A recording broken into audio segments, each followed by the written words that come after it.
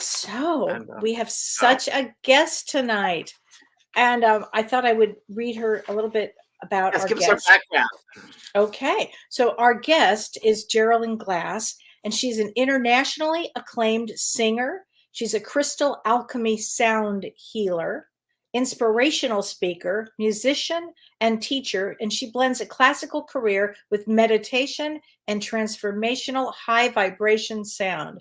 She's performed on Broadway and on the opera and on the concert stages of the world.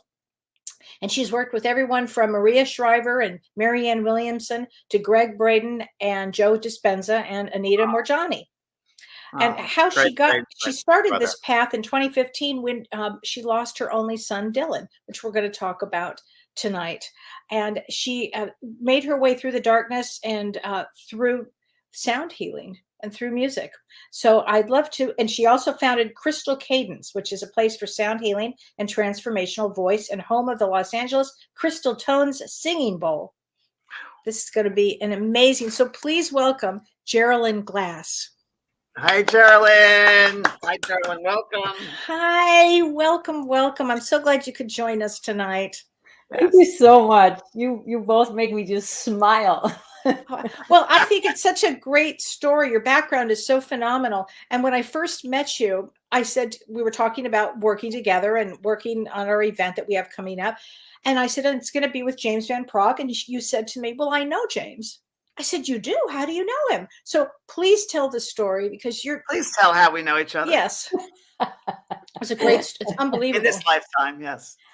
So I was privileged to be a guest speaker at the Compassionate Friends, which is an organization that helps bereaved parents and families, and at their national conference in 2017. And one of the ladies said, I'd like to gift you with a reading with someone who's so dear and so special to me. And it was you. Wow. So that's how we met. We didn't see each other face to face, but you sure helped me with your words. And you told me that I'd be writing some music. And I did indeed do that, James. Wow. So and your son came through, Dylan, yes? Oh, yeah. Big. Yeah. So he came through and said, you're going to get in your, because Kellee mentioned this, you're going to go on your soul's path. I'm helping you on your path. And that often happens also, Jeralyn, that happens a lot where many times I worked a lot with Compassionate Friends over the years. And so many times I've been told that souls, the children in this case, many times will go to force the parent to get on their spiritual path. And it happened with Marie Levine. I mean, it happened with her. She's a prime example, but it happens quite often. That's the way of getting on our path. And boy, you really should honor yourself for taking hold and really doing it. So good for you. So explain to everybody what you do, please. What are the things you do? Because you're like a magician over there. So I just think sometimes I'm this funny lady. What the heck am I doing? I've been on the opera stages of the world and all kinds of things. And now I'm playing crystal bowls. And, that happened because on the night that Dylan died, I walked down to the ocean where I live here in Southern Cal. And I saw a huge shooting star. And I've never seen a shooting star in the city. It's too bright here in Los Angeles. And it was like, whoosh, and I could hear his voice, Mom, it's like we always talked about. I made it. I'm home. I'm with God. And it was like, whoa, you're in shock about the passing of your child. But to hear this vibration, that was the beginning of all of it. And it just began to unfold from there with him communicating with me. And so, as you said, like with Compassionate Friends, you come to realize it's not instantaneous because grief is a process for all of us. Yes. But you come to realize that there is a bigger picture. There is a soul contract. And I told you, I tease, I just say to him, son, I don't remember signing that contract that you were going to go first. And if I did, in any case, when I see you again, we're going to have a talk about it. It's very human of you, sweetheart. Very human of you. Yes. So. And you had a musical background and he came through you in thoughts or in dreams, or how did he come through and communicate? I started my career quite young on Broadway. So I did My Fair Lady with Rex Harrison. I was the youngest in the cast and I played Rex Harrison's upstairs maid. And then I did Jesus Christ Superstar and Showboat. And I loved theater. I'd always been singing. From the time I was 11, I started taking singing lessons. So music. Were you on Broadway at 78 to 70? Later. No, it was later. Later, okay. Yeah. And I always knew I was going to sing. I always knew that music was, music is that language that vibrates our hearts. It connects us, and I got to live in Europe and um, obviously sing in countries and places where I didn't speak the language. And you don't need to. Music is that connector. It's vibration. And so, later after he passed, and he was communicating with me very strongly from the first night. And I noticed that when I was deep in grief, I couldn't feel him because the grief was so heavy. It was so heavy. I couldn't find him. But when I would be able to open somewhat and receive him, he was right there. Uh-huh. So, I'd love to show you if you want to see. Yes, please share. Please. So, Renee, if you don't mind, would you please show the first? This was one of the first images that happened. He was a ski racer, and we traveled because of my opera career. We traveled all over Europe, and so one of our things on our bucket list was to go to Machu Picchu. And so after he passed away, I said, "Okay, son, show me. We're going to go. Who are we going with?" And I opened the computer and Googled spiritual journeys to Machu Picchu, and Dr. Sue Morter came up. And I didn't know her. I Googled her and I watched her TED talk, and I was like, "Okay, son, but where's the shaman? Like, we should go with the native Peruvian." And he's going, "No, mom, she is the shaman.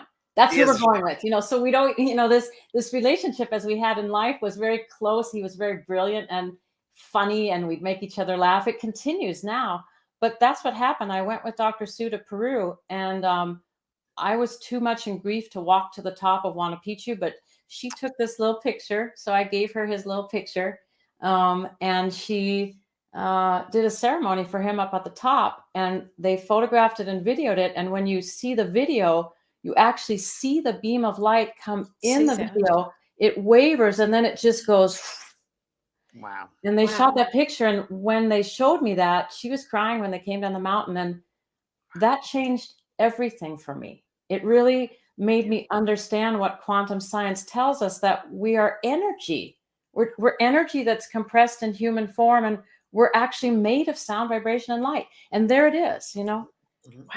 And so that started this whole thing, and there's been so much communication from him through sound vibration. So as you asked me, like, another thing that happened, Renee, if you want to share the Jeralyn, let me ask you a question. Was he into music when he was in the physical? Yeah. Okay, so that really helps too, that understanding. Okay. Yeah, he had a deep experience with the bowls. So when he was 12, going on 13, he was in a vocal contest when we lived in Germany, and it was part of a kids foundation that I had created, and there was a yearly music contest all over Germany, and he entered it. And he made it to the semifinals. And the week before his semifinals, he goes, Mom, my voice is changing. And I had never helped a boy through his voice change at that point. I was a professor of singing, but and so I asked colleagues, and they were like, "Yeah, if you work carefully and you do these things, it could work."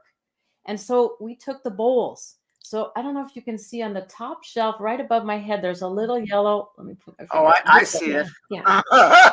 It's a little yellow citrine bowl, and that's the bowl he used. And what I really discovered later is the citrine activates your solar plexus, your personal power, and the note is the note of the G. It's the note of the throat, and that's the bowl he used. And he hummed and he toned, and then he sang his contest. It was brilliant. And he stood up and he said, "My name is Dylan, and since 1 week, I'm no longer a soprano."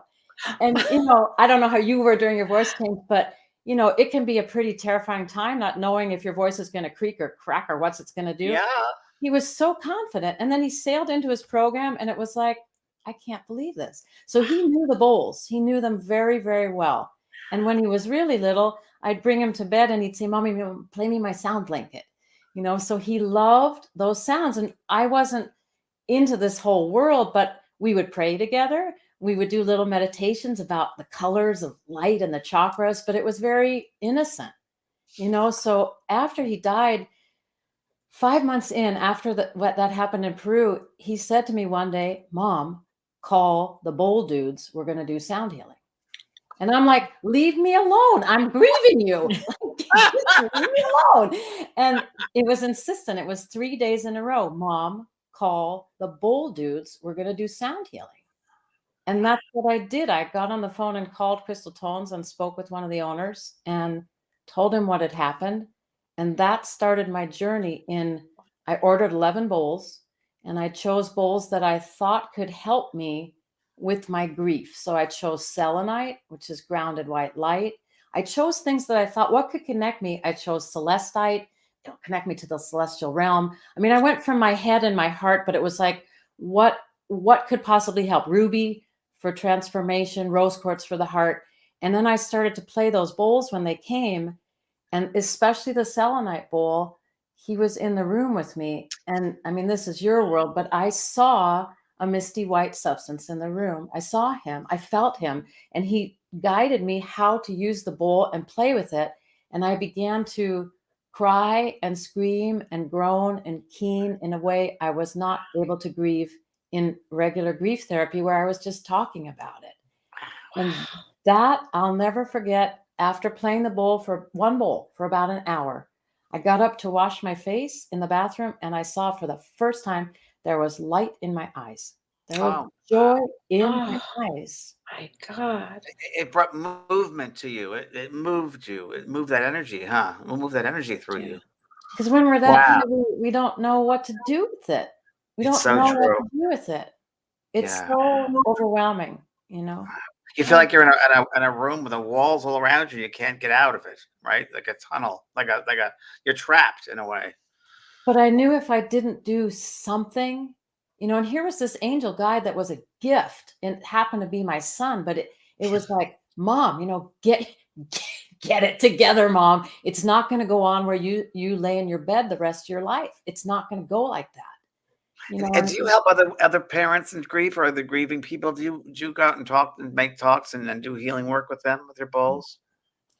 And cancer patients. It started with cancer patients just because I had a connection to the cancer support community. So it's a organization where they help cancer patients and their families with natural things and support groups. And I offered to do sound healing with crystal bowls, and I'd never done it before. So I wrote myself a script. I just thought, if I don't get out of my bed, I'll never get out of my bed. I mean, it was that bad. It is, and that's how it started. And the cancer patients loved it. And what I noticed was that the sound became love. The sound vibration was the vibration of love. And whether they were grieving a life that wasn't going to be anymore, or family member or a partner, whoever it was in relation to the cancer, we were the same.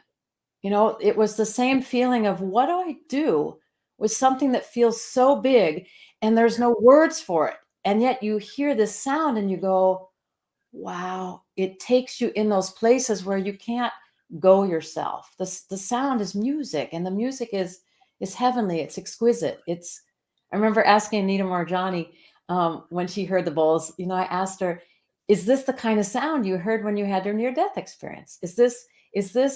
Are these the sounds you hear? And she said, it's very close. They sound like angels. There's something it was a gift to me, and something I knew in my life, something Dylan knew in his life, but it took a whole nother turn. Let me just, because I'm so curious, if you don't mind me just jumping in here with these questions. Greg Braid, you met Greg. I played for Greg a number of times. Love Greg. Greg's a soul brother. Greg is such a soul brother. I love Greg. I just think, I think I told you this earlier, but how many people go through life and they don't live their soul's truth? They don't live what their soul came back for, because whether they're fear-based or they don't want to jump in. And I honor you for doing that, because you not only were you in grief, but you're going down a road which you really didn't know much about, but you were just totally guided with faith. And good on you for doing that. But that takes a lot of courage. You passed the test. There was one moment, because I had an 8-page script, okay, and I would turn the pages, and it's like, oh, Jeralyn, I'm glad their eyes are closed, but it was like, if you don't do something, you're going to keel over and die. And finally, I got to a point where I said, throw the script away. Right. Who cares? Yeah. Who cares? Right. Just open your heart and just share your music. That's the thing. And then that's what I meant. There was love in the space, and it has stayed. That's the expression of music. And my that's gosh. what heals. Wow. Can we see another one of your pictures? Because these pictures are Explain them. They're pretty phenomenal. amazing. Sure, Renee. So this was a situation where my niece was pregnant and she was in the hospital at UCLA and the baby was not well. And so I was driving home from UCLA hospital and I just started yelling at Dylan at a stop sign. Why can't you be here? Why? Everybody in our family loves you. We need you here. And this popped on my car screen and started playing. And I think to myself, what a wonderful world. And I'm like, I grabbed my cell phone and took the picture because it was like, if you could talk to me, son, you're talking to me. You're talking to me. And then I read it back home, favorite, unknown artist, unknown album, source, and then the numbers, the sacred 9, the double sevens. It was just like, okay, I get it. I get it. I'm not going to yell at you anymore. I get it. And I love it says source. I love that source, right? Wow. So But Jeralyn, you're also very open. You're so open too. I mean, thank God you're so open to this creative energy and all of that. You're ready to receive. You receive it, yeah. But James, like, do we have a choice? So I recognize there was one moment where I stood in his room and I banged on my chest until I turned myself black and blue. And I thought, I'm going to go in the kitchen and get a knife and it's just going to be over. And then God be praised, I called my mother and I said, Mom, I'm losing it. And she said, if you take your life, I'll kill you first. And it sobered me so much in that moment. It was just like, okay, Mom, I get it. I get it. I get it. I can't go that way. You can't become a victim of what life gives you. And you've got to find the way to understand there is a bigger purpose, mightier than us. And maybe in this little body, we don't see it. But if we can somehow open and let that light in, then you go, oh my gosh, there is a divine plan. Yes. And, of course you wish your child or your partner, or, when you lose someone, of course you wish you could spend, a lifetime with them. But as you said about Marie, it's not always your soul's contract. It's not your fate. Right. It's very, very true. And the darkest moments, the hardest ones are the ones sometimes are the most profound, and that light comes through. And I was writing this last week in a blog that, the hardest to crack a little to let the light out. Heard that. And I definitely know it was a contract with you and your son. There's that soul group that, we don't know until we pass over, maybe another lifetime. You left early and he'd learned what that was like to lose somebody and so forth. And, we grow together. We don't grow separately. We all grow as one group. We grow, soul growth for all of us. And I just know that you're to be really honored for following through with your soul's work, Yeah. Because that experience has opened up so many for even just the people that are watching right now. Your story with Dylan and Dylan's work is still so profound, and your work is so profound. Children too, Kellee. Parents of children. There was that moment where really just feeling like you got to open to that. You've got to be able to sit in the grief. You can't push it away. You can't run away from it. But sound became the medium that, like that first time I used the selenite bowl, it created a sacred space. And suddenly I was safe to breathe and feel the grief that I wasn't able to before. And then suddenly it was holding me. And the sound was like what he said as a child, Mommy, bring me to bed with my sound blanket. That sound became my blanket. And I'd love to show you what this other photo. Yeah. These photos are unbelievable, everybody. So I studied with Jonathan Goldman. I'm sure you know Jonathan is one of the sound healing pioneers. And, of course, I know Jonathan Goldman. My goodness, I play his music all the time. Yes. So, I did an intensive workshop with him, and I worked with one of his sound healers, and she gave me a session, and I told her, I have this trip planned to India. It's called Heart Songs in the Himalayas, and I'm going to go with, I know the person leading it, but I don't know anyone else. And I said, I'm nervous. I don't want to go to India by myself. And she said, Jeralyn, it's all going to be good. You'll understand when you get there and when you come home. And so, Renee, if you'll show the rainbow picture, this blew me away. So you see in the top right, I'm going in this little plane from Delhi to Ladakh to Leh up in the Himalayas. And we see this rounded rainbow and everybody's taking pictures of it. There was actually a group from Thailand that were on a photo safari. And then it moves closer to the plane and I'm snapping it. And I get off the plane and I look and I see his little face. It's like the face of a child, but he's got his sunglasses on like the big Yes. picture Yes. in the center of that rainbow. And I can't speak. It's just like, I can't believe it. And when I get back and I send the therapist, the sound therapist from Jonathan's group, the picture, she said, Jeralyn, he was present during the sound healing. And he said to me, I'm going to give my mom an unmistakable sign. I would say so. Wow. You know, they look like there are other beings like around that rainbow. It looks like other faces there. A man with a mustache and glasses and an ear, and you know how much of it is clouds, but I see images too. I mean, that's pretty amazing. I mean, what did you think of that? It's just mind blowing. How long ago spirit was works. this? How long ago was this? This was 2016.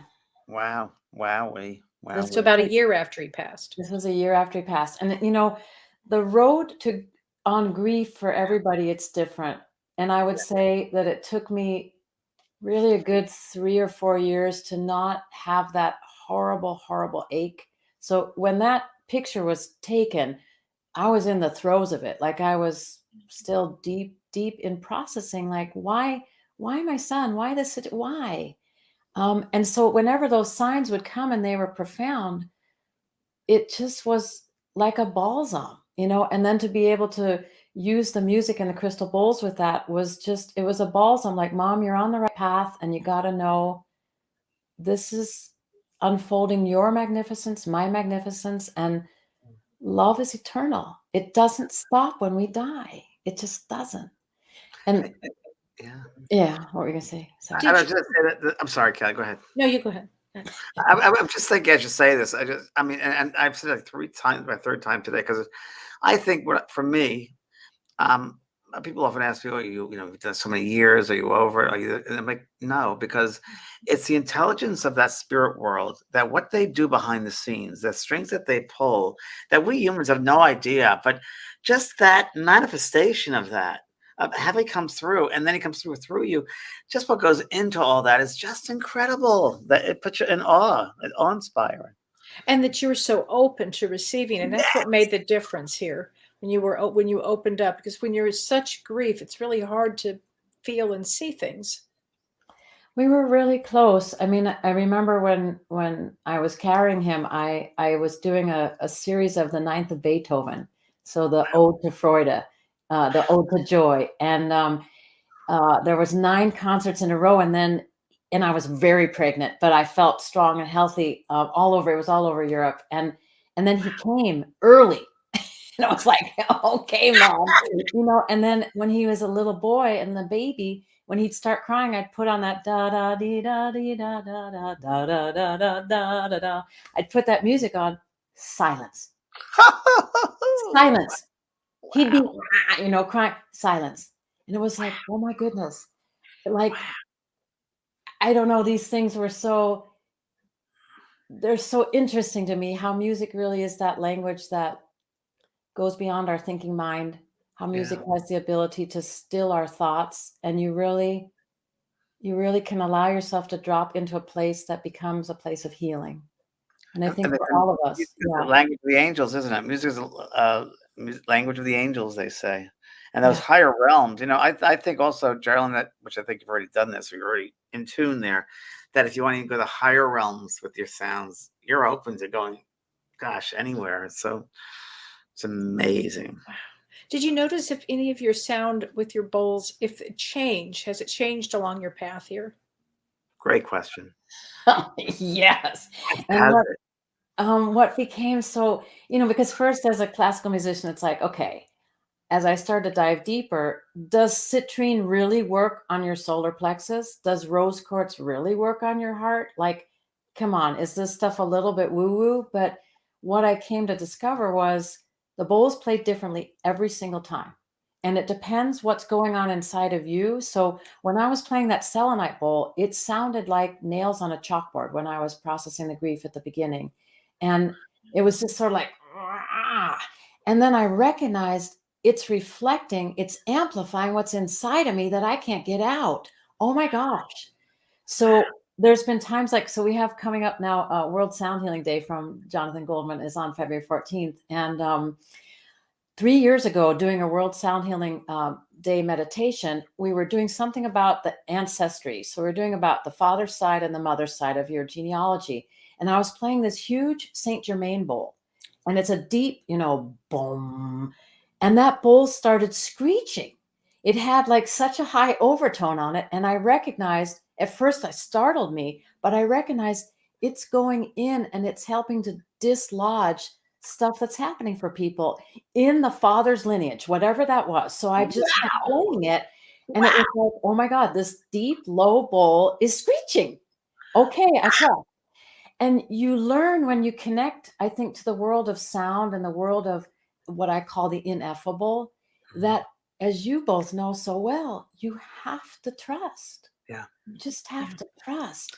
Yeah. And thank you for sharing. I'm going to just turn the volume down right now because we have other things to do that are spirit and soul and not just that. Yeah. I have a couple of questions. What's your birthday? Are you Scorpio? No. Sagittarius. Oh, my favorite sign, Sag. Very good. Very good. December, Sag, or November? December 7th. Okay, yeah, my favorite sign.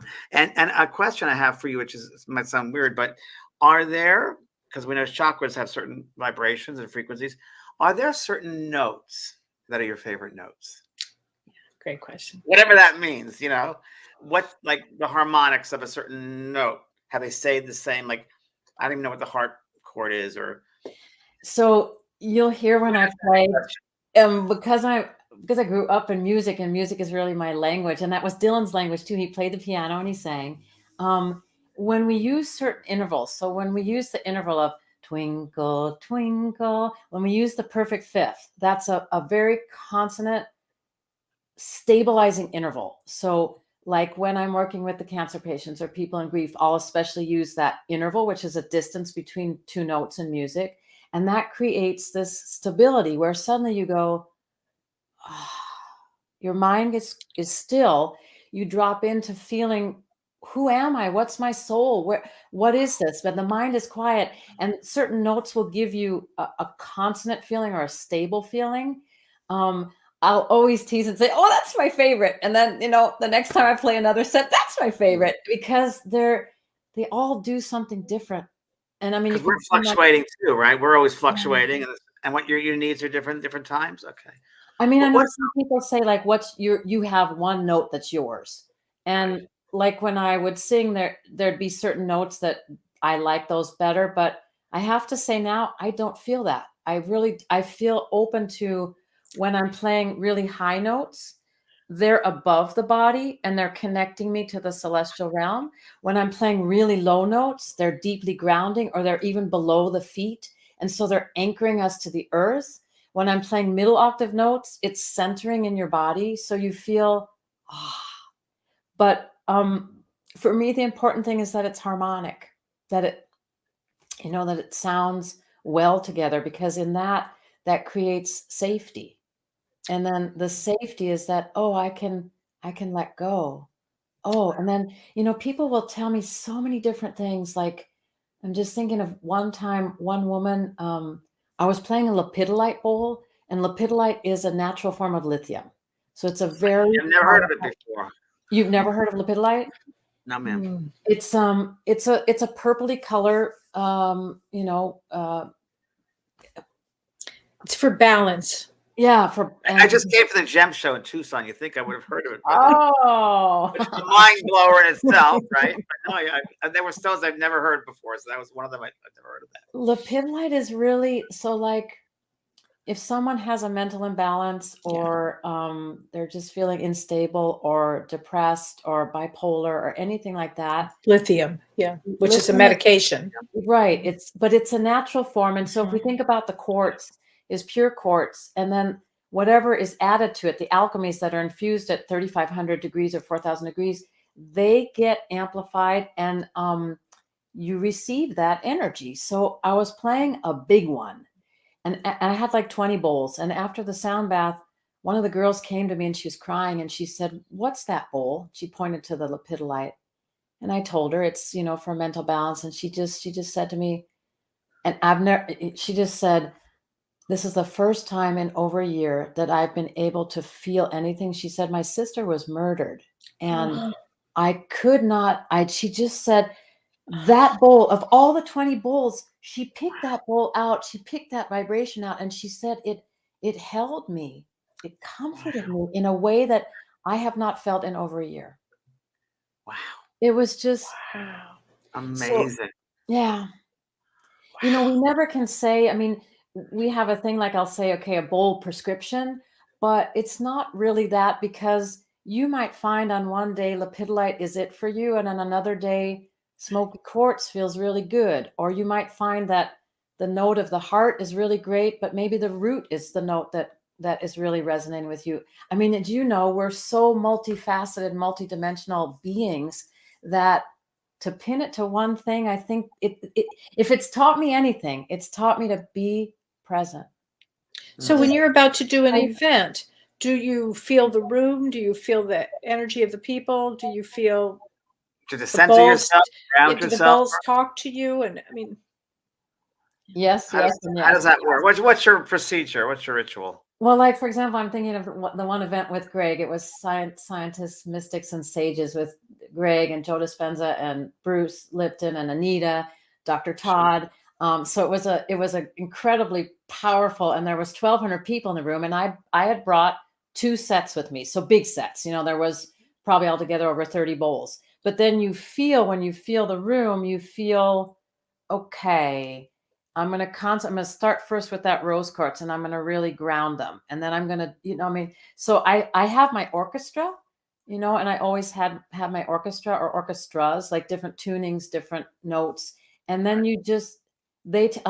I'm just laughing because I'm thinking I played for Anita during that event, Anita Marjani, and there was 2 cryon bowls that I had. And the cryon bowls played like nobody's business. And they had never played like that. They had never played like that. So I knew that someone or many in the audience needed that vibration. But that's what'll happen. A certain bowl will take off, or suddenly you hear a harmonic between 2 bowls and you go, oh, wow. And I was teasing with Renee when we were doing our sound check. There's certain sounds where I just say, I'll stay there. Thank you. I'm done. I'll stay there for the next 48 hours.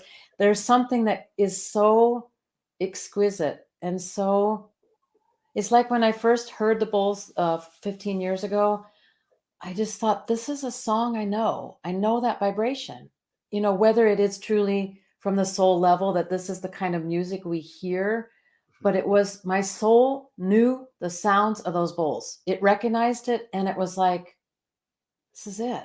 This is my core. This is it. I have a question. Sorry, being the Virgo I am, I always ask questions. It's just amazing. First of all, every word you're saying is just like, wow. Have you felt, been aware, besides Dylan, of other guides, other beings who come with you when you're about to perform a healing?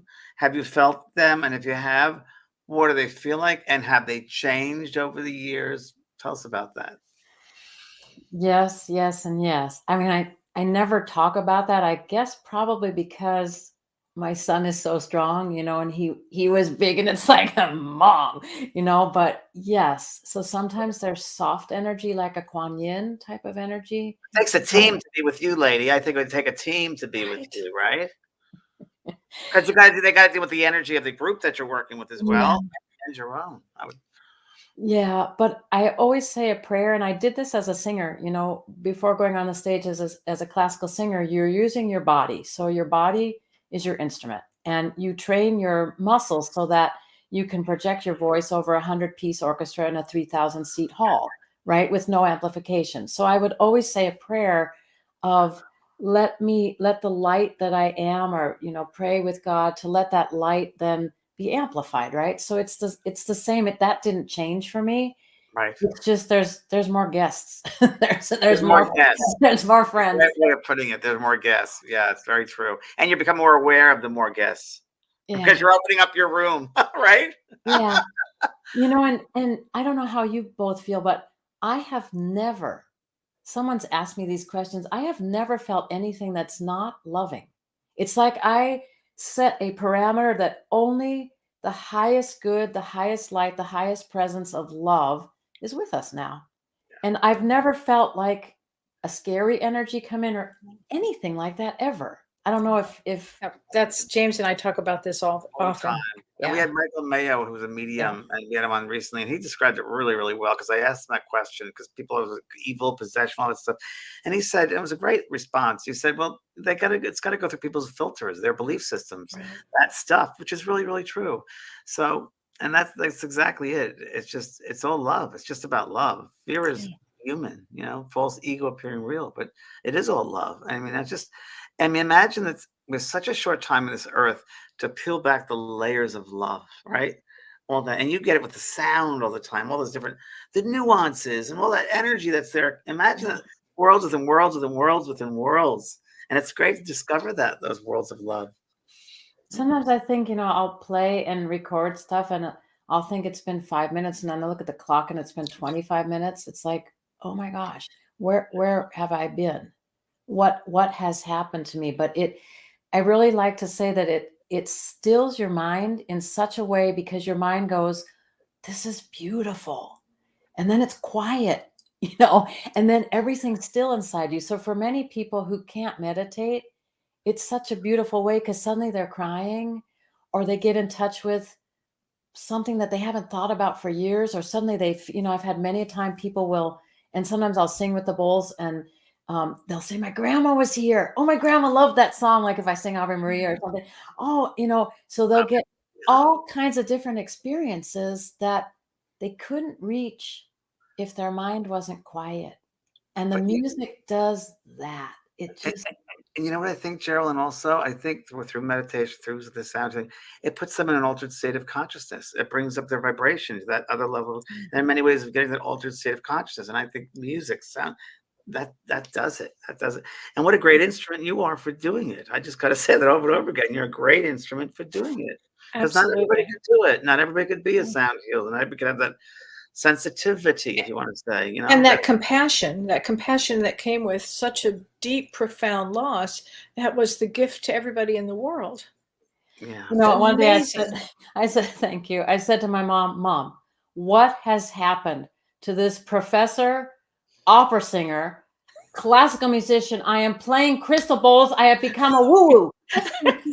She found herself. She's like, no, dear, you're helping so many people. But it's like, sometimes you go, really? But it's like, yeah, really. And so I've been passionate about finding out what is the science behind it. Like, it's not about you, Jerry, it's not about you. It's about the rippling effect. Think of the waves of music, the ripples. All those ripples affect millions of people, even those you don't see in the room. And people that are in your room are going to tell somebody else, and they experience about somebody else. So you're affecting ripples of millions of people, your work. So it's really important. And you're hitting people on the deepest level. Yeah.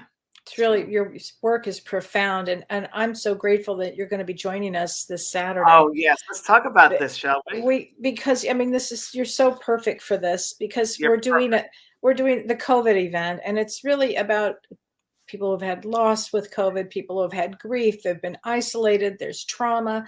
And we're going to be talking about it from a spiritual standpoint of what have we learned during this period? What does this even mean? We're going to talk about it from a psychological standpoint with Dr. Jeralyn Glass about giving tools to help people with grief, or tools to help people with anxiety or depression, and to move them forward. And then James is going to be doing a healing meditation. And we're going to have dialogue. Jeralyn and I could do something together, healing. Well, that would be the best, totally. And then I know you're going to do some incredible work with for a healing event for all of us. So please, everybody, join us if you can on Saturday. And if you're not able to participate live, if you purchase it now, we will send you the link once it's recorded. And it's Kellee. It's on your site, kellywhite.com. It's on kellywhite.com, and it's also on your site, vanprog.com. Yeah. So please join us, because you're incredible. This is really going to be something you don't want to miss. It's going to be an awesome experience. You know, yeah. Go ahead. No, I'm not just going to say, I know you're going to do a little demonstration, but you were talking about the glandular system, the endocrine system earlier before we got on. And if you could just talk a little bit about that and then maybe do a little demo or something that would. Sure. Okay. Sure. So, and I do want to show that one little postcard. If you guys have got to see this. You have to see it. It just sort of brought everything home too. But I'll explain that when we use the, okay, so this, when I was traveling as an opera singer, you know, Bill and me were apart a lot, and I would write him postcards daily. And when I got home, he had this little gift for me. Dear Mom, I love you, and I'm so glad to see you again. I've missed you very much. Just remember, always let God's light shine on you, and you'll see me. Much, much, much, much love. And after he passed away and I found this in my possessions, I was like, oh my gosh, did he know? Yeah. Did he know? Some level of him he knew. Absolutely. Just remember, always let God's light shine on you and you'll see me. Was that soul contract between the two of you? Yeah. And then the rainbow showed up after this. Just saying. Yeah, it did.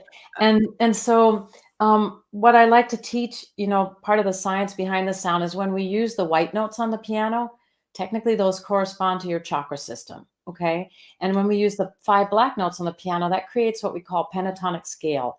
And those correspond starting with the sexual organs, with your adrenals, pancreas, with your thymus, your thyroid, parathyroid, and your pineal pituitary, just to, you know, give it a quick one over. But the notes that you're going to hear on the table are those black notes. And I've arranged them in different octaves. So you'll hear deep ones, you'll hear centering ones. So the deep ones will be very grounding, centering, and then you'll hear ones that are very accelerating, that really take you into that celestial realm. And I think it's important when we're working with healing, you know, to be able to say, okay, I'm grounded, I'm stable, I feel at home within myself, I'm centered, and I'm also open to all possibilities, because that's what we are. We're all possibilities, right? Yeah. And if the sound can kind of hold us in that container, that space, then everyone goes on a very unique and personal alchemy journey, you know? And Jeralyn, the best way to receive this is to close our eyes and just let things be. Is that how? Yeah, I mean, it's to sit in a comfortable place and close your eyes. And I love to invite you to breathe like deep in your belly, so that when you know this, when you slow down your breath, you begin to help slow down your thinking mind. So I will go to my I'm gonna turn my camera off. So close your eyes, and you're gonna hear these alchemies. So this one in the center is what we call a zestulite, and the zestulite is a beautiful stone that really connects us to our higher self, to the I am presence. So that's kind of at the center of the set. And then there's moldavite, which is star bridge. There's yagna, which is clearing karmic debris.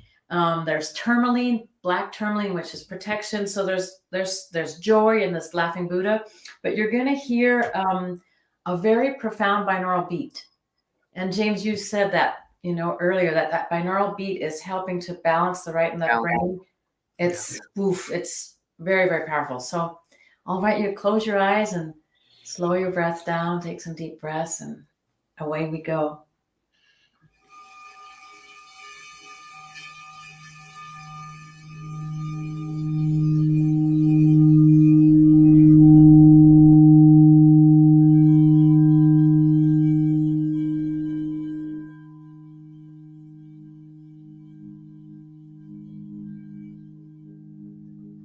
So long, deep breaths deep in your belly.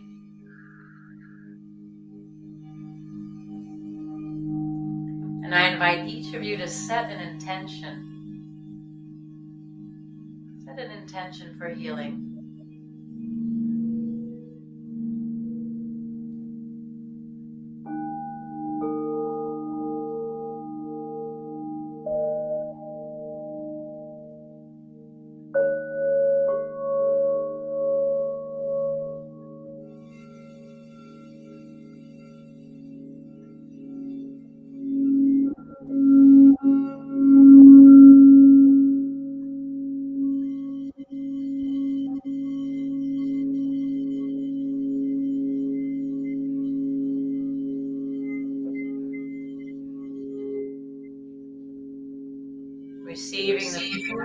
sounds of love.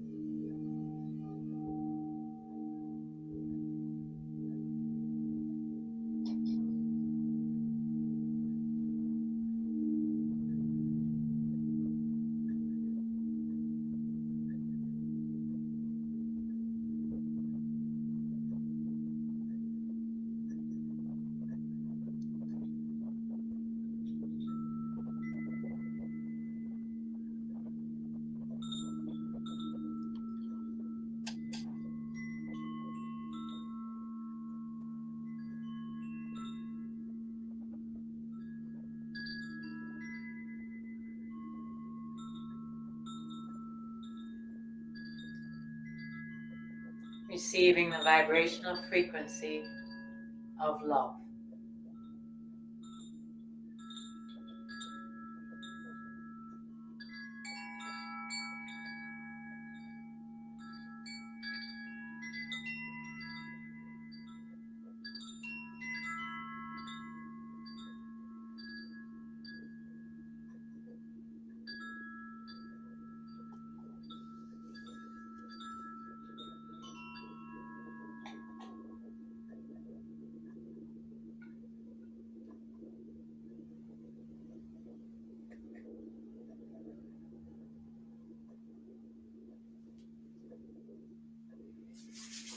And gently rubbing your hands together to generate heat. Feel that electric presence that you are. And then gently stroke your scalp, tenderly caress your cheeks, and just begin to tap, that you feel yourself back present in your body.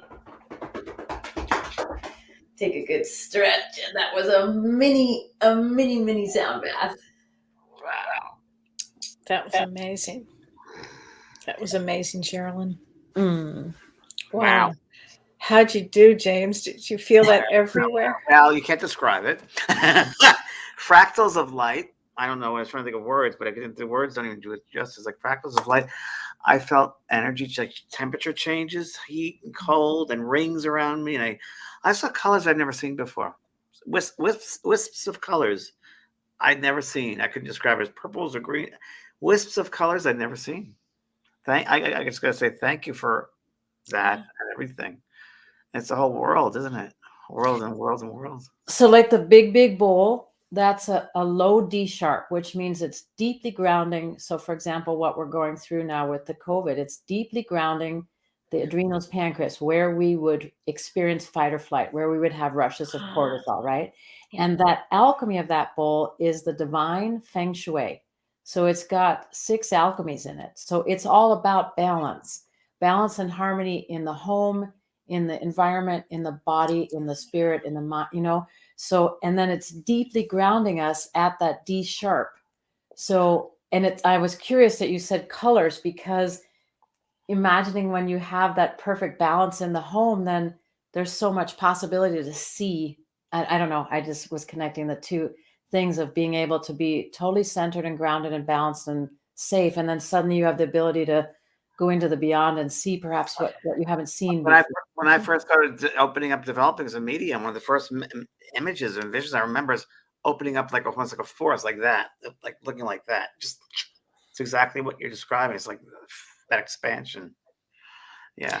Anita, I felt spirit around everywhere. Spirit. Anita says, wow, that was more healing than I've had in the last 10 minutes than in the last 8 months. So thank you very much. Some people saw flowers blooming. Lizette said she felt a powerful vibration in the palm of her hands up to her spine. Mm-hmm. That's chakra 11, the electric body. Where all the nadis are in the hands and the feet. So that's wonderful. Activation. I had pulsations in my face and heart, warmth through my body. Wow. You have obviously CDs, obviously, right? Mm-hmm. Okay. I will become your newest fan. Right? I know. You live in Southern California, right? You live in Orange County, or where do you live? In LA? South of the airport, south of LAX. So I'll be there tomorrow. I know. Yeah, it's amazing, sweetheart. And thank you for being the instrument to bring that light to this dense place. Really. Of course, you have to get a badge to go through that. I mean, you have to be. Come on. Yeah, because you have to be able to have the freedom, and you have to be able to actually make the leap, and you did it. And the travel, worldly wisdom to this experiences. Wow. And everybody, if you'd like more of this event, Saturday, Jeralyn, join us on Saturday with James and me and Dr. Shirley and Jeralyn, and it's going to be quite a weekend on Saturday. So please come and join us. And thank you, Jeralyn, for everything. I so appreciate it. Hang out. We'll talk to you after the show. Don't go away. Yeah. Thanks, Renee. Thanks, everyone. Thanks, everybody. See you next week, everybody. Bye. You've been listening to Both Sides Now and Beyond, featuring spiritual medium and master teacher James Van Praagh and spiritual medium and psychotherapist Kellee White. That was great. Maybe we changed some lives. And maybe opened up some minds. Which way do I turn? Right. I mean left. The James and Kellee Show.